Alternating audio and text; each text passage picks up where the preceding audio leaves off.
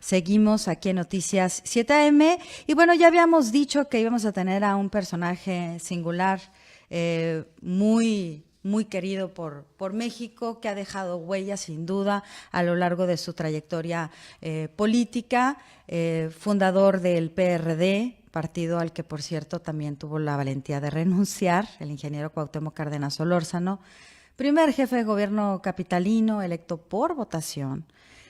Obtuvo la medalla Belisario Domínguez del Senado de la República, fue coordinador de Asuntos Internacionales del Gobierno del Distrito Federal para la administración 2012-2018, líder político de nuestro país, sin duda importante, hijo de un expresidente que dejó huella también en nuestro país. Y bueno, yo me atreví a decir hace rato que probablemente si se hubiera respetado la elección en el 88, usted hubiera sido presidente de la República. Me da mucho gusto que esté con nosotros y antes de entrar a los temas electorales, que creo que pues es materia obligada, quisiéramos que nos platicara sobre su visita, en particular a Baja California, sobre la inauguración de esta primer aula virtual Rescatemos en Baja California. Bueno, primero quiero agradecer la oportunidad de estar aquí con ustedes esta mañana, saludar a quienes nos escuchan, a quienes nos ven. Bueno, efectivamente, este grupo, esta asociación Rescatemos, me invitó para asistir a un evento que considero muy importante, la inauguración de una primera aula virtual, primera en Baja California, primera en México, primera en América Latina, que va a permitir, por ejemplo, en esta aula está en San Antonio de las Minas, en el municipio de Ensenada, una población pequeña ahí en el Valle de Guadalupe. Entonces, va a permitir que en medios como ese, en medio rural, en una pequeña comunidad, exista una posibilidad que podrán aprovechar todos, jóvenes y adultos, pero yo diría que dirigido principalmente a niños y jóvenes, niños, adolescentes, jóvenes, que podrán, a partir de la capacidad de conectividad, la capacidad de relacionarse con la información, pues tener acceso a muchos conocimientos. Y por otro lado, en un acuerdo que la propia organización la propia asociación tiene con el Instituto Politécnico, podrán cursarse en línea carreras, ir terminar la preparatoria, o sea, el bachillerato, y cursar varias carreras, licenciaturas, algunas maestrías, incluso doctorados. Entonces, abre una posibilidad muy importante para el Estado.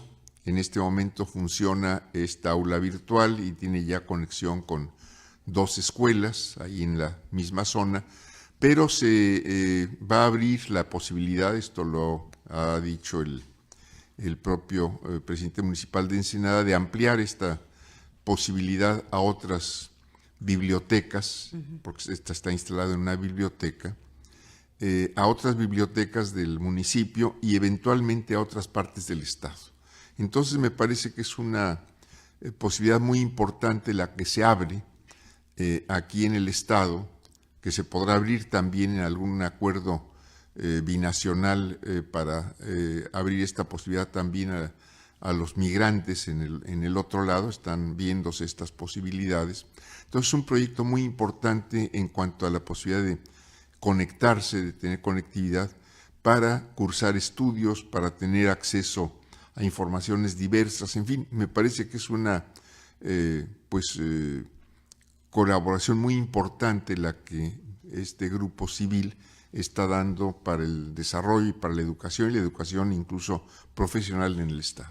En el asunto de la tecnología es obligado que nos adaptemos, dicen algunos expertos, a estos nuevos paradigmas y hay que darle esa accesibilidad a todos los jóvenes, a todos los niños, pero el fondo, ingeniero, creo que si mi lectura es correcta y si no, por favor, corríjame, es la educación. Y es un tema en el que a veces no solamente hablamos de rezago en nuestro país, incluso de momentos en los que pareciera que damos pasos para atrás. ¿Cómo estamos abriendo ya un poquito más el panorama a este asunto tecnológico que sin duda es importante llevarle esa conectividad, perdón, a todas las comunidades? Si abrimos un poco el panorama y lo aterrizamos en el tema de que esto tiene que ver con la educación de los mexicanos, ¿cómo ve este tema en nuestro territorio? Mire, se me hace que una contribución tecnológica como esta, que tiene una fuerte repercusión social, es muy importante. Pero sin duda, bueno, pues está en discusión, incluso es un tema electoral todo este asunto de la reforma educativa. A mí me parece que una reforma educativa, si bien tiene que ver con las cuestiones laborales y administrativas del sistema educativo, que tiene que ver con las condiciones de trabajo del magisterio, que a mí me parece que en una reforma educativa o en esta reforma educativa que se ha instrumentado en el país, tendría que corregirse este aspecto. Esto es, no puede ser una reforma represiva, una reforma que sancione, sino tendría que ser una reforma que fundamentalmente capacite al magisterio, lo actualice de manera permanente. Y por otro lado, lo fundamental desde mi punto de vista de una reforma educativa, pues es, por una parte, una revisión de los contenidos educativos, desde el jardín de niños hasta los ciclos obligatorios, esto es hasta la preparatoria en este caso, con objeto de que el sistema educativo, aparte de enseñar, aparte de dar acceso al conocimiento y a la cultura, pues sea también formativa del ciudadano, esto es que también contribuya a crear ciudadanía, a crear convivencia social fructífera. Y por otro lado, un compromiso que no veo en la reforma educativa o en los planteamientos que se han venido haciendo por parte del gobierno federal, pues tendría que plantearse hacer realidad lo que ya manda la Constitución. La Constitución establece que son obligatorios para todos los niños, jóvenes y ciudadanos del país cursar jardín de niños, primaria, secundaria y preparatoria. Y bueno, pues yo podría decir que la primaria está razonablemente cubierta, independientemente de que habría que revisar las calidades distintas de la educación según regiones y según pues la propia capacitación del magisterio, los medios materiales, los instrumentos de enseñanza, aprendizaje, etcétera. Pero evidentemente si nos vamos al jardín de niños o si nos vamos a la secundaria y no digamos ya al bachillerato, a la preparatoria, pues ahí la población que no llega a cursar estos ciclos pues es enorme. Entonces un primer objetivo de una reforma electoral debiera ser la universalización, por lo menos, de los ciclos obligatorios. En el tema, volviendo al tema de la tecnología, de la nueva forma en que hoy se puede educar y se pudiera ser más incluyente y llegar a más lugares más pronto, que bueno, evidentemente hay un rezago sumamente importante. Quisiera yo preguntarle, y ya moviéndonos un poco al tema electoral, ¿cómo ve usted a los jóvenes y esta nueva dinámica de los candidatos, de estar haciendo campañas ahora también pues en redes sociales, que es hacia donde nos ha llevado la nueva tecnología también? Es una nueva dinámica, yo no sé cómo lo vive a lo mejor con sus nietos.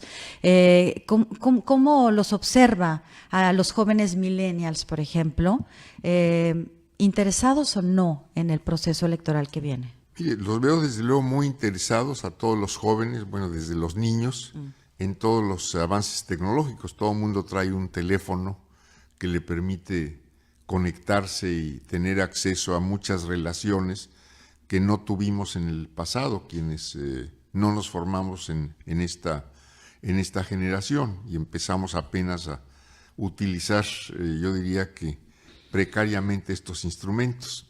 Pero evidentemente los jóvenes los conocen mucho y los están aprovechando, y sin duda todo lo que son redes sociales resulta muy importante para la tarea política. Y bueno, yo sí veo mucho interés en los jóvenes en informarse. No sé hasta dónde este interés en la información pueda llevar a una participación activa en las tareas políticas. Esto no No lo sé, no tengo posibilidad de medirlo, no he visto mediciones en ese sentido, pero sin duda el trabajo político en redes pues es un trabajo muy, muy importante por la información que aporta, por los vínculos que establece y seguramente también por las acciones que induce.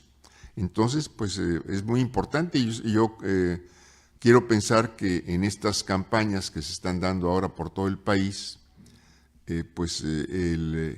la presencia de candidatos, de partidos, ojalá hubiera propuestas, no veo las propuestas, fuera lo que se estuviera también divulgando a través de las redes. Pues con eso regresamos, si nos los permite, ingeniero. Tenemos que hacer una pausa. Por lo pronto, una conclusión parcial sería que es un avance que lleguen estas aulas virtuales de Rescatemos, porque finalmente son una herramienta que van a poder utilizar los jóvenes, sobre todo en este momento en zonas rurales. Y al final ahí está la puerta, al final ahí queda plantada la oportunidad, no solamente de educación, sino de acceso al mundo. Que eso sin duda debe de ser muy importante también para la participación, por lo menos, quiero creer que por lo menos a largo plazo, y ya después veremos algunos expertos que nos expliquen cómo se da esto a corto y mediano, ¿no? Ese asunto de la tecnología sigue siendo todavía muy confuso para muchos de nosotros, ¿no? Hay mucha información sí. Y hay que ver cuál sí, cuál no. Exactamente. Y sabemos que también se refirió al tema del agua, y aquí en Baja California pues hay un tema muy fuerte con eso y hablaremos de política. Hacemos una pausa y volvemos. Quédese con nosotros en Noticias 7 AM, son 34, estamos de regreso en Noticias 7 AM en este jueves 17 de mayo a través de RCN 1470, la radio que te escucha, y en el Facebook Live de Uniradio Informa, donde además nos puede de sintonizarnos, nos puede hacer llegar sus comentarios, preguntas, sugerencias. Estamos platicando esta mañana con el ingeniero Cuauhtémoc Cárdenas Solórzano, quien creo que ya no requiere mayor presentación. Oye, y eso que dimos el currículum corto. Ajá, el mini corto. El corto. Brevísimo, dijeran en la academia. Exactamente. ¿No? El brevísimo. Y estamos hablando acerca de la inauguración de estas aulas virtuales de la Fundación Rescatemos, que están diseñadas para centros comunitarios y que jóvenes, niños y la comunidad en general tenga acceso a educación, que pueda mejorar sus condiciones de vida, sobre todo en el sector rural, y cómo están los planes también de llevarlo al otro lado de la frontera para los connacionales que viven en el extranjero. Pero otro tema que me llama la atención es que tuvo una plática sobre el agua. ¿Desde qué perspectiva? Porque es algo que creo que ahora nos preocupa a nivel global. Y por cierto, es un tema muy difícil para Baja California en las últimas fechas, por lo que está pasando con las desalinizadoras y demás. Pero, ¿desde qué perspectiva abordaron la problemática del agua, ingeniero? Bueno, un grupo de amigos me invitó para conocer de un asunto que se está tratando particularmente en Ensenada, entiendo que en otros municipios del estado también, que está planteándose, incluso lo está buscando por la vía jurídica, por la vía legal, el que se municipalice, el que se le entregue a la administración municipal el manejo de los sistemas de agua y alcantarillado, que entiendo tiene ahora una comisión estatal. Así es. Están gestionando, están buscando, repito, hasta donde yo entiendo por lo que me comentaron ayer, el que este servicio se municipalice. Entiendo que hay algún movimiento similar aquí en el municipio de Tijuana, pero que esto fue particularmente referido a Ensenada, y están buscando, pues en este caso, los apoyos del ayuntamiento, de la autoridad municipal. No sé hasta dónde se esté dando esto, pero están buscando, como digo, la posibilidad de que se municipalice el sistema de aguas y de que se respete, y esto me parece muy importante, pues lo que ha sido en las distintas leyes de uso del agua aquí en el país, las prioridades. Las prioridades para el uso del agua son, primero, los usos domésticos, los usos humanos, esto es el agua potable, digamos concretamente, el agua que consumimos en los hogares. En segundo lugar, el agua para la agricultura y la ganadería, sería la segunda prioridad. Y la tercera prioridad es la de los usos industriales. Entonces, entiendo que hay algún conflicto, tampoco conozco en detalle el caso, pero que hay un conflicto respecto al agua que se quiere destinar a una cervecera en vez de darle prioridad a otros usos. Y esto considerando que se puede tratar de la escasez de agua o de la escasez de agua de calidad, que en este caso habría que considerarlo en función, como digo, de las prioridades, yo diría, políticas, entonces las prioridades político-legales, las prioridades yo llamaría sociales y evidente las humanas, pues lo más importante en este caso es que el agua esté primero a disposición pues de las comunidades humanas. Como derecho fundamental. Como derecho fundamental, y entiendo que hay algún conflicto, incluso alguna persona detenida por estos casos, y me parece que pues en ningún caso debiera detenerse a nadie por diferencias de orden político si este fuera el caso. Muy bien. Claro, y ha sido algo sumamente polémico que de alguna manera con aquellas manifestaciones que tuvimos hace un año, más de un año, ¿no? A principios del año pasado sobre el tema del gasolinazo, por ejemplo, aquí en Baja California pegó mucho por la nueva ley del agua aprobada en 2 semanas por los diputados locales. Si están convencidos realmente que eso es lo que necesita Baja California, bueno, ¿por qué no haberla consensado con la gente? Y bueno, el gobernador dio marcha atrás, por cierto, a eso. Sin duda es un tema importante para la región. Volviendo al tema electoral, yo le preguntaría, ingeniero, ¿cuál sería su diagnóstico en relación a las elecciones que viviremos próximamente? Es decir, ninguna elección yo creo se parece. ¿Y en qué momento de la historia se sitúan estas elecciones según su punto de vista? Bueno, por un lado, yo diría que en algún sentido de contradicciones. Esto es las coaliciones que están compitiendo, las dos coaliciones que aparentemente y según encuestas están en los primeros lugares, pues son coaliciones donde yo diría están presentes el agua y el aceite. Coaliciones donde los partidos políticos que las conforman pues han mantenido, yo podría decir que históricamente, posiciones encontradas y sin embargo ahora han encontrado alguna forma para caminar juntos.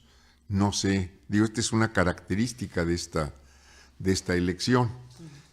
No sé al final de cuentas cuál de los dos pesos tenga más, el del agua o el del aceite. En este caso, porque en las dos coaliciones pues se da esta situación. Por otro lado, pues siento que hay una campaña más de descalificaciones que de propuestas. Ojalá lo que se estuviera debatiendo pues son las propuestas de cómo enfrentar los principales problemas del país, que tenemos muchos. Esto es cómo se va, no cómo se quisiera que estuviera el país en tal o cual sentido, sino cómo se va a combatir, por ejemplo, la delincuencia y cómo se va a combatir la inseguridad, cómo se va, decir, qué medidas se van a tomar para que la economía crezca, no solo señalar que estamos rezagados en cuanto al crecimiento económico, se habla mucho en los distintos grupos de una necesaria reforma fiscal, pero no se dice en qué consiste. Entonces sería muy importante que quienes están contendiendo nos dijeran cuáles serían las características de su reforma fiscal o de su reforma educativa, por ejemplo, o cómo se va, no solo la necesidad, y lo ha declarado todo el mundo, vamos a acabar con la corrupción, vamos a acabar con la impunidad. Bueno, ¿cómo se le va a hacer y qué actitud se va a asumir respecto a los casos pues, que están señalados ante la opinión pública de corrupción? Está Odebrecht, está OHL, está Oceanografía, que aparentemente pues están estáticos, ahí se han paralizado. Entonces, ¿qué actitud tienen los candidatos que dicen que van a combatir la corrupción respecto a estos? O si ellos, por la información que tienen, nos dicen, no, esto está limpio totalmente, aquí no hay nada que buscar y nada que perseguir, pero en todo caso, pues que nos digan qué actitud tomarían o cómo se va a combatir realmente la corrupción, si todo lo pasado ya se perdonó o si eso se va a retomar, o en fin, habría Pero que se ver. puede perdonar así por decisión del Ejecutivo, por Mire, ejemplo. no se puede perdonar por decisión pública, pero como lo estamos viendo en estos años, si no se actúa, pues de hecho se está perdonando. Y si no hay pues una acción y finalmente una información hacia la opinión pública de en dónde quedó el caso, pues lo que estamos viendo es justamente que la autoridad está protegiendo con la impunidad, entonces con no ejercer ninguna acción, pues respecto a estos casos que por lo menos en los medios y ante la opinión pública pues han sido muy sonados. Es como un perdón por omisión, es lo que estoy Pues así lo podemos ver, David, sí. A ver, ¿Termina en impunidad? claro, ese es el gran tema. El hartazgo ciudadano, incluso en algunos momentos, se ve exacerbado, ingeniero, al grado de que llegamos, digo, yo me incluyo como parte de la comunidad, no pero estoy en contra de cualquier tipo de violencia, pero llegamos a las agresiones. Y lo hemos visto una y otra vez. Ya si no piensas igual que yo, ya te ataco, te discrimino, te acuso, te difamo.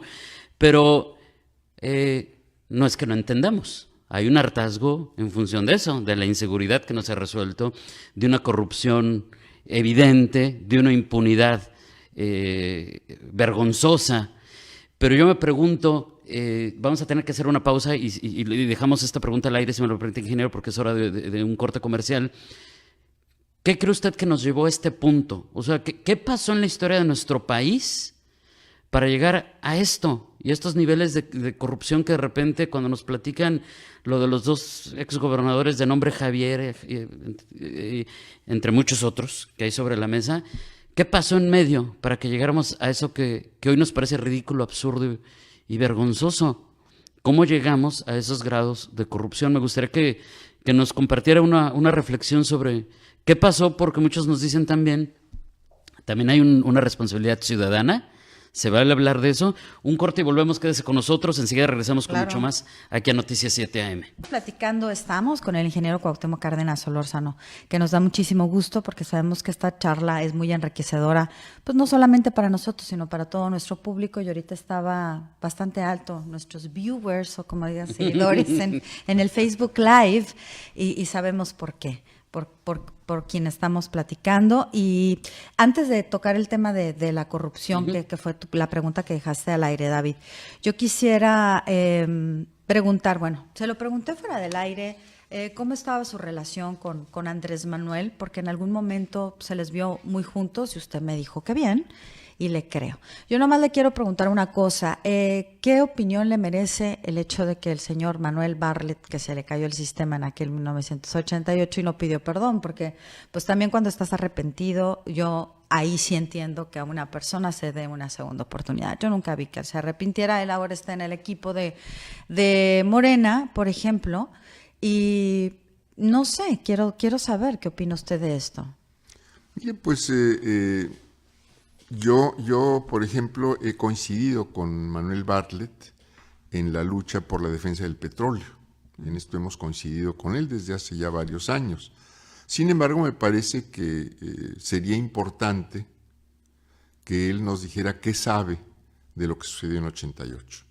No quiero decir que él sea el responsable. Entonces, había un presidente de la República por encima de él, había un sistema que manejaba las cuestiones electorales, pero me parece simplemente que sería muy importante, y pues esto es simplemente para aportar a la historia, no para otra cosa, que nos dijera qué sabe o hasta dónde sabe o qué oyó respecto a estas cuestiones. Y de la mano le preguntaría el tema de cómo ve a las instituciones en relación a lo que sucedió en aquel entonces, pues que se acusó y se dijo que hubo fraude electoral justamente por esa caída del sistema que se nos dijo.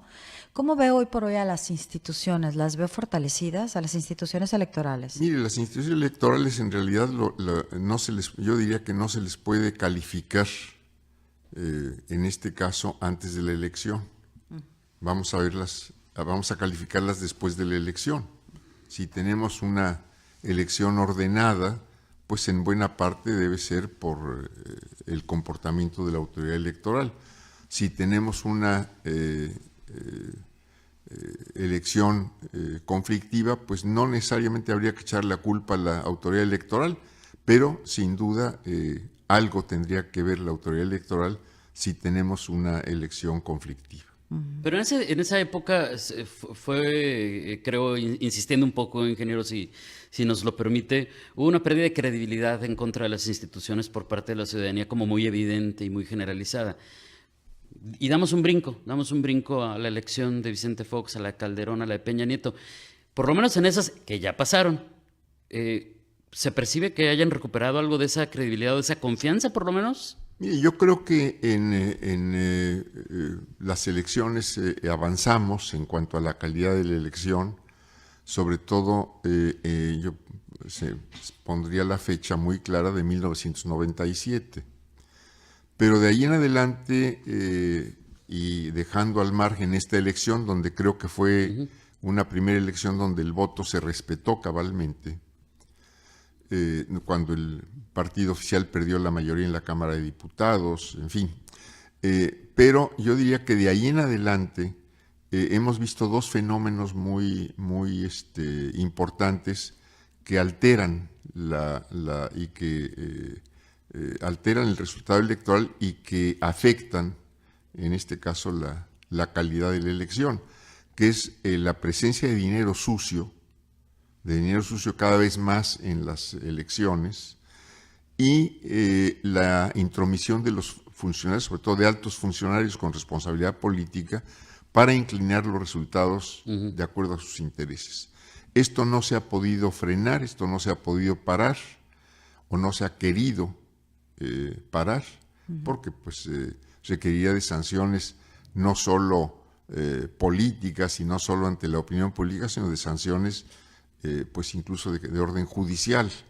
Entonces, estos son dos cuestiones que, si queremos mejorar nuestro sistema electoral, habría que buscar las formas para efectivamente impedir y sancionar de manera muy fuerte el dinero sucio y evidentemente la intromisión de funcionarios en los procesos electorales. Muy bien. Nos quedan 2-3 minutitos, ingeniero. La reflexión respecto al tema que hablábamos del hartazgo ciudadano, sí contra la inseguridad, sí contra el problema de la falta de crecimiento económico, pero creo que también está muy focalizado a que estamos hartos de la corrupción y de la impunidad. ¿Qué hay con ese tema y cómo llegamos a un cinismo tan rampante de la clase política que de repente vemos en el poder? Pues llegamos porque se han venido tolerando primero pequeños desvíos, pequeñas infracciones de la ley y luego grandes infracciones, y seguimos igual con la impunidad protegiendo a quienes cometen estos hechos, que no habría que cargárselos a las instituciones. Tienen nombres y apellidos. Cierto. Si los hechos violatorios de la ley tienen nombres y apellidos. Entonces, mientras no se proceda contra esos nombres y apellidos, pues vamos a seguir viendo esto y vamos a seguir aumentando esta irritación social en contra de estos acontecimientos. Ingeniero, ayer Margarita Zavala, cuando se bajaba de la contienda, decía en este programa de Tercer Grado de Televisa que ella veía una contienda entre tres. ¿Usted ve una contienda entre tres? ¿Ve una contienda entre dos? ¿O ve a alguien que muy notoriamente... O que este arroz se coció, dijera él. Sí, diciéndolo de otra forma coloquial. Yo veo una contienda entre todos los que aparezcan en la boleta electoral, en primer lugar, y ciertamente las encuestas que se hacen públicas nos están dando a conocer cómo se ubican, en este caso, los candidatos presidenciales, pero pues no perdamos de vista que las encuestas, al final de cuentas, son fotografías del momento. Y vamos a ver qué sucede el 1 de julio. Muy bien, pues con eso nos quedamos, ingeniero. Le agradecemos enormemente su visita. Bienvenido una vez más a Baja California y como le había dicho fuera del aire, espero que ya lo hayan consentido con nuestra gastronomía, Así es. con nuestros vinos baja californianos, si no aquí a nuestros anfitriones les jalaremos las orejas. Langosta de Puerto Nuevo, ¿qué te gusta? Sí, ¿Qué otra de- cosa de- te de gusta? todo, Hay unos tacos muy buenos también de Ensalada César, pulpo aunque crunchy se- que han ganado premios en Los Ángeles. Bueno, que lo sigan consintiendo. Gracias. Muchas gracias por haber estado Muchas con gracias. nosotros esta Gracias y mañana. buenos días. Hacemos una pausa y volvemos.